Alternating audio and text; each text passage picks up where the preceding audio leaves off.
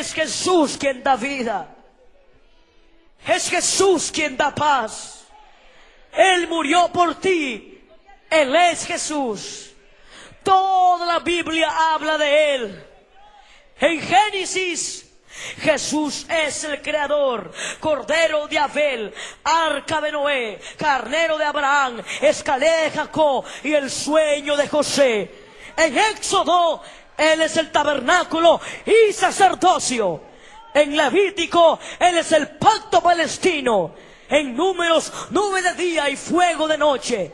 En Deuteronomios, la niña de sus ojos. En Josué, el cordón de grana. En Jueces, la quijada de asno. En Ruc, la recompensa. En Primera de Samuel y Segunda de Samuel, el dulce cantor de Israel. En Primera de Reyes y Segunda de Reyes, el templo y el lugar santísimo. En Primera de Crónicas y Segunda de Crónicas y Esdras es la restauración. En Nehemías y Esther, la fiesta de Purim. En Job, Él es paciencia. En Salmos, el poeta, el pastor y el gran coro. En Proverbios, la sabiduría. En Eclesiastés, el predicador. En Cantares, la rosa de Sarón y el lirio de los valles. En Isaías, admirable Dios fuerte. En Jeremías, bálsamo de Galaad. En Lamentaciones, fidelidad y consolación. En Ezequiel, la rueda en medio de la rueda. En Daniel, la piedra cortada sin mano. En Oseas, el que recoge Israel. En Joel, el Espíritu derramado. En Amós, el reino eterno. En Abdías, el día del Señor. En Jonás, perdón y misericordia. En Miqueas, el milenio. En Nahum, Habacuc y Sofonías, el día de Jehová. En Ageo y Zacarías, el Señor que viene. En Malaquías, salud en sus alas. En Mateo, Él es el Rey. En Marcos, el Salvador.